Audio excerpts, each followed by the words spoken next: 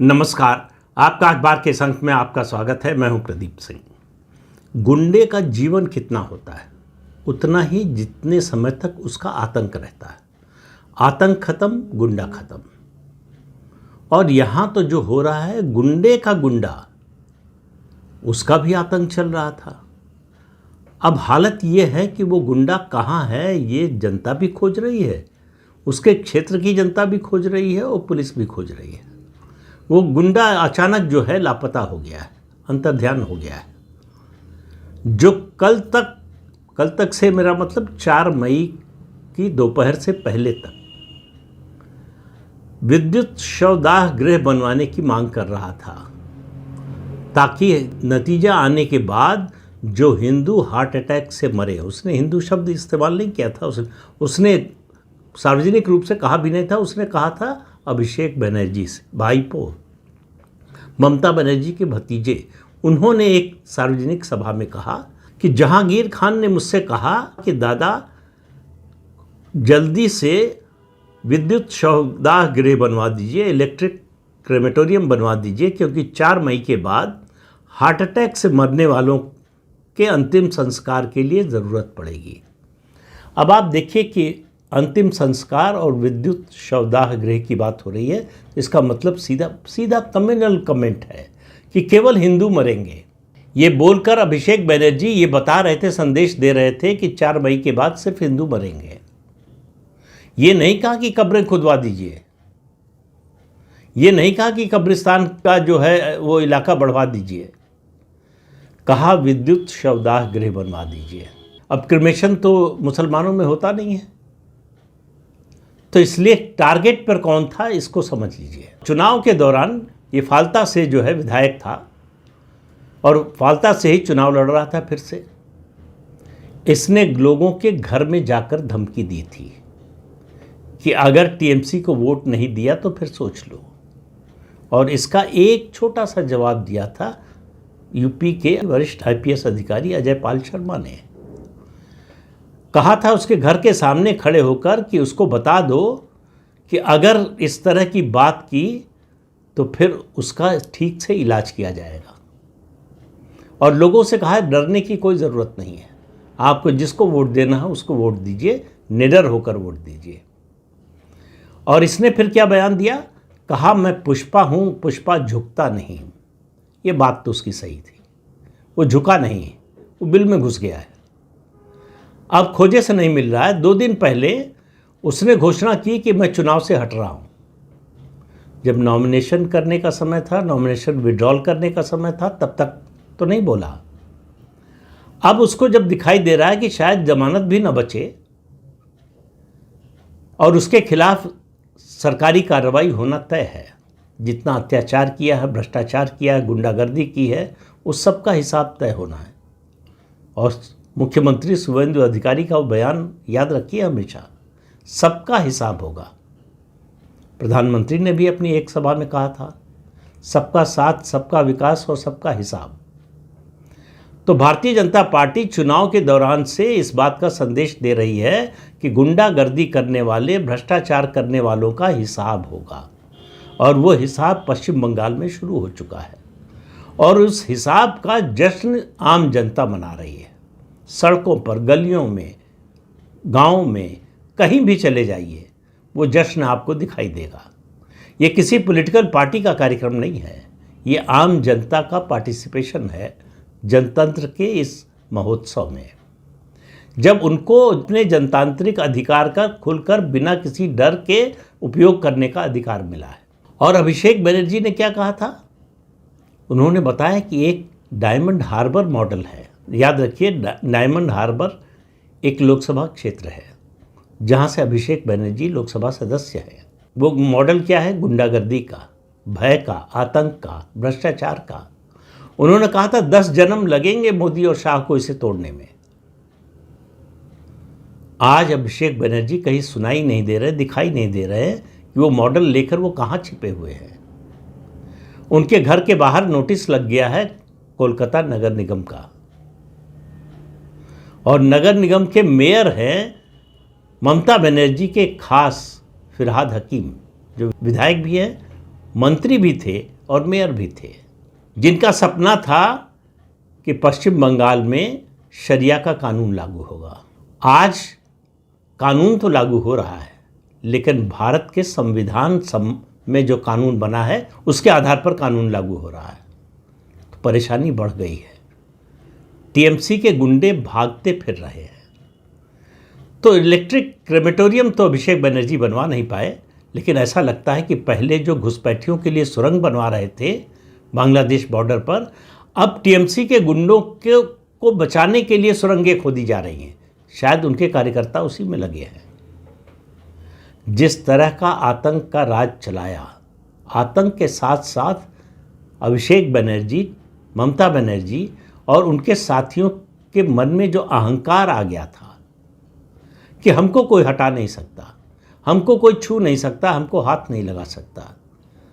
अब नगर निगम पूछ रहा है कि ये बताइए, इसका नक्शा पास कराया था? टीएमसी के 4 नेताओं के बारे में एक सार्वजनिक सभा में मुख्यमंत्री शुभेंदु अधिकारी ने कहा कि इनके पास इतनी संपत्ति है, इनके पास इतनी है, और एक के पास तो कहा 90 है। अभिषेक बनर्जी के पास बताया 24 है। अब उन सब की जांच हो रही है। ये बना कैसे, पैसा कहाँ से आया, ज़मीन खरीदी है या सरकारी ज़मीन या निजी ज़मीन पर कब्जा किया हुआ है, इस सब की जांच हो रही है। पश्चिम बंगाल में सीएए लागू हो चुका है। बीएसएफ को जो ज़मीन राष्ट्रीय सुरक्षा की दृष्टि से बाड़बंदी के लिए दी जानी थी, उसका प्रोसेस शुरू हो चुका है। सिलीगुड़ी में हाईवे की 27 किलोमीटर की ज़मीन जो राष्ट्रीय सुरक्षा की दृष्टि से बहुत ही क्रिटिकल थी, जिसको 5 साल से ममता बनर्जी दे नहीं रही थी, केंद्र सरकार के तमाम अनुरोध के बावजूद। क्यों नहीं दे रही थी? ताकि चिकन नेक पर खतरा बना रहे। चिकन नेक यानी सिलीगुड़ी कॉरिडोर, उसको मजबूत न बनाया जा सके। अब क्या होने जा रहा है?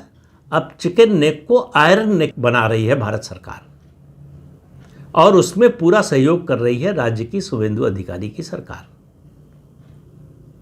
तो वो जो सपना था कि कभी पश्चिम बंगाल और बांग्लादेश एक हो जाएंगे और ग्रेटर बांग्लादेश बनेगा, वो सपना देखने वाले आज कहाँ छिपे हुए हैं, कहाँ रो रहे हैं, कहाँ विलाप कर रहे हैं, दिखाई नहीं दे रहे हैं। तो पश्चिम बंगाल के जरिए देश को तोड़ने की जो साजिश रची जा रही थी, उस साजिश को रोकने का, उस साजिश के खात्मे का काम किसी ने किया है, तो पश्चिम बंगाल की जनता ने। पश्चिम बंगाल की जनता समझ गई थी कि ये मामला केवल सरकार का नहीं है कि एक पार्टी की सरकार चलती रहेगी या दूसरी पार्टी की सरकार आएगी। ये राष्ट्रीय सुरक्षा का मामला है। ये इस देश की सनातन संस्कृति की रक्षा का मामला है। ये इस देश में हिंदुत्व की रक्षा का मामला है, और इस देश में बदलती डेमोग्राफी से जो खतरे पैदा हो रहे हैं, उनको दूर करने का मामला है। तो ये मैंडेट स्टेट का नहीं है, राज्य का नहीं है, ये नेशनल मैंडेट है। इसलिए इसका असर पूरे राष्ट्र पर पड़ेगा। तो ममता बनर्जी ने जो किया, अब सुनाई दे रहा है कि वो अपने विधायकों की बैठक बुला रही हैं, अपने नेताओं की बैठक बुला रही हैं, उनमें आधे लोग आ नहीं रहे हैं। तो फिर याद आता है शुभेंदु अधिकारी का वो बयान कि टीएमसी ज़्यादा दिन रहेगी नहीं, आप देखते रहिए, ये जल्दी ही ख़त्म होगी। सवाल ये है कि उन्होंने ये क्यों कहा? वो टीएमसी में रह चुके हैं, वो जानते हैं टीएमसी के बने रहने का, उसके अस्तित्व का आधार क्या है। उसके अस्तित्व का आधार उसका जो कैडर है और उसके नेता के बीच, पार्टी और कैडर के बीच जो संबंध है वो ट्रांजैक्शनल है कि हम तुम्हें ये देंगे, तुम हमें ये दो। अब तृणमूल कांग्रेस, ममता बनर्जी कुछ देने की स्थिति में नहीं रह गई हैं। तो जब देने की स्थिति में नहीं रह गई हैं, तो वो गुंडे जो पाल रखे थे वो उनके लिए काम क्यों करेंगे? वो नया ठिकाना तलाश रहे हैं, लेकिन समस्या ये है कि नया ठिकाना मिल नहीं रहा है। कांग्रेस से सीपीएम आई तो कांग्रेस के गुंडे सीपीएम में चले गए, सीपीएम से तृणमूल आए तो सीपीएम के गुंडे तृणमूल में चले गए। तो बड़ा स्मूथ ट्रांजिशन होता रहा सत्ता के साथ गुंडों का। गुंडों की अपनी कोई विचारधारा नहीं होती, उनकी एक ही विचारधारा है, आतंक और वसूली। तो कांग्रेस से शुरू हुआ, सीपीएम ने उसको आगे बढ़ाया, चलाया 34 साल तक, और उस मॉडल को पूरी तरह से अपनाया ममता बनर्जी ने और आगे बढ़ाया, उसको नए आयाम पर ले गई 15 साल में। अब वो तंत्र, वो उसकी जो ताकत दिखाई देती थी कि ममता बनर्जी जिसकी वजह से इनविंसिबल दिखती थी कि अपराजेय है, ममता बनर्जी को कौन हरा सकता है। दिल्ली में बैठे तमाम सेकुलर लोग सारी बहस के बाद एक बात बोलते थे, ममता बनर्जी को हराया नहीं जा सकता, हटाया नहीं जा सकता। उनको ये अंदाज़ा ही नहीं था कि ज़मीन पर हो क्या रहा है, लोगों के मन में चल क्या रहा है। तो किसी को ये गलतफहमी नहीं होनी चाहिए डेमोक्रेसी में, और मैं कह रहा हूँ इवन डिक्टेटरशिप में भी, कि उसको हटाया नहीं जा सकता। दुनिया का कोई डिक्टेटर सदा नहीं रहा, और जनतंत्र में कोई भी दल, कोई भी सरकार हमेशा नहीं रहती। लेकिन जब ये अहंकार हो जाता है कि हमें हटाया नहीं जा सकता, तब जनता खड़ी होती है कि हम बताते हैं कि हटाया जा सकता है कि नहीं। वही हुआ सीपीएम के साथ, उससे पहले कांग्रेस के साथ, और वही हुआ है अब ममता बनर्जी के साथ। ममता बनर्जी का जाना और बीजेपी का आना एक पार्टी की सत्ता जाना, दूसरे पार्टी की सत्ता आना नहीं है। ये देश की सुरक्षा पर जो खतरा मंडरा रहा था, उसका दूर होना है। देश की एकता, अखंडता पर गंभीर खतरा था ममता बनर्जी की सरकार रहते। अगर वो चौथी बार मुख्यमंत्री बन जाती तो यह असंभव नहीं था कि पश्चिम बंगाल जाने के लिए हमको आपको वीज़ा लेना पड़ता। तैयारी उसी तरह की थी, सोच वही थी, देश से मतलब नहीं था। देशद्रोहियों का से अगर इस तरह का प्रेम हो तो आप समझ सकते हैं कि देश से प्रेम और देशद्रोहियों से प्रेम दोनों एक साथ तो नहीं चल सकता, किसी एक से ही हो सकता है। तो ममता बनर्जी और उनकी पार्टी और उनकी सरकार का प्रेम देशद्रोहियों से, जो बांग्लादेशी घुसपैठिए थे, उनसे था।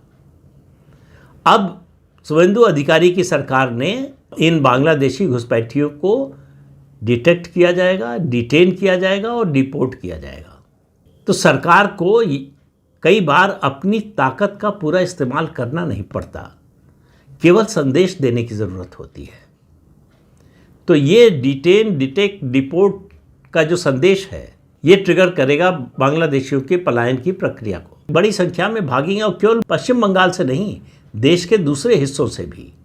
अभी इस अभियान को ज़रा तेज़ होने दीजिए, इस अभियान को चलने दीजिए, बीएसएफ को पूरी तरह से कमान संभालने दीजिए, बॉर्डर की पूरी फेंसिंग होने दीजिए।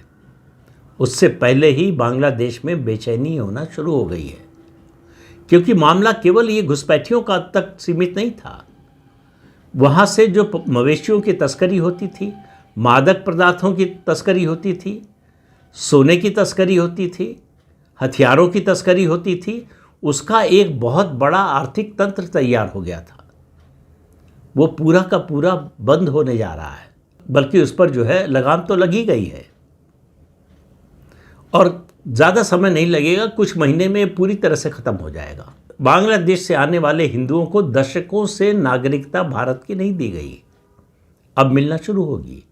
पश्चिम बंगाल में सीएए लागू हो गया है, ममता बनर्जी इसे लागू नहीं करने दे रही थी। केंद्र सरकार को उसके लिए वाया मीडिया निकालना पड़ रहा था, ऐसी कमेटियां बनानी पड़ रही थी जिसमें केंद्र का बहुमत हो, क्योंकि राज्य सरकार सहयोग नहीं कर रही थी। अब वो अड़चन दूर हो गई है। अब सीए के तहत, यानी सिटीजनशिप अमेंडमेंट एक्ट जो नया बना है, उसके तहत बांग्लादेश से आए हिंदुओं को नागरिकता देने में सुविधा मिलेगी। नागरिकता नहीं मिलने के कारण वो तो न तो सरकारी नौकरी कर सकते थे, न घर खरीद सकते थे, न ज़मीन खरीद सकते थे, न पासपोर्ट बनवा सकते थे, न ही किसी सरकारी सुविधा या योजना का लाभ उठा सकते थे। अब ये सब उनको मिलेगा, और उसमें सबसे ज़्यादा मतुआ और राजवंशी समुदाय के लोग हैं, दोनों दलित समाज के लोग हैं। दलितों और आदिवासियों की बात करने वाले, उनकी हितैषी बनने वाली ममता बनर्जी ने कैसे उन पर अत्याचार किया, उससे पहले सीपीएम ने, उससे पहले कांग्रेस ने, इसके उदाहरण सामने आ रहे हैं। तो पश्चिम बंगाल बदल रहा है, अकेले नहीं बदल रहा है, लेकिन वो पूरे देश को बदल रहा है, देश के लोगों की मानसिकता को बदल रहा है। देश के लोगों को जो घुट्टी पिलाई गई सेकुलरिज्म की, माइनॉरिटी अपीजमेंट की, उससे बाहर निकाल रहा है ये जनादेश। और इस जनादेश का असर जल्दी खत्म नहीं होने वाला है। इस जनादेश का असर पूरे देश में फैलने वाला है, पूरे देश को प्रभावित करने वाला है।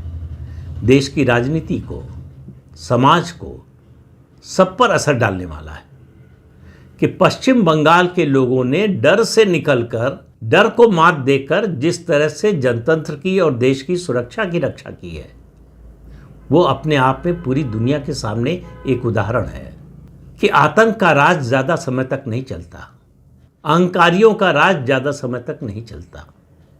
उसे जाना ही पड़ता है, और उस दिन जाना पड़ता है जिस दिन जनता खड़ी हो जाती है। और जब जनता उसके खिलाफ खड़ी हो जाती है तो दुनिया की कोई ताकत रोक नहीं सकती। ये पश्चिम बंगाल ने करके दिखाया है। इसलिए जहांगीर खान लापता है। वो पुष्पा जो कहता था झुकेंगे नहीं, वो किस बिल में छुपा है, कहाँ छुपा है, इसके बारे में ममता बनर्जी और अभिषेक बनर्जी भी नहीं बता रहे हैं कि आखिर वो कहाँ है।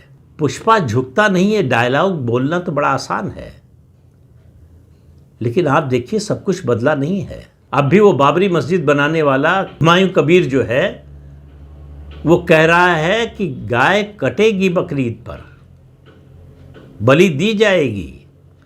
अगर सरकार ने इसको रोकने की कोशिश की तो इसके नतीजे गंभीर होंगे। तो आप समझिए कि वो जहर जो ये फैला रहे थे अभी समाज से निकला नहीं है। ऐसे लोगों को इलाज की ज़रूरत है।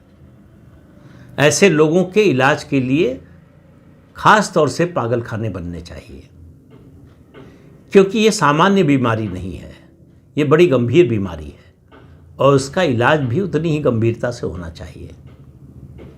और मुझे लगता है अभी तक जितना काम किया है शुभेंदु अधिकारी की सरकार ने, उसको देखते हुए लगता है कि इलाज तो ठीक से होगा और ऐसा होगा कि फिर ये बीमारी पनपने न पाए।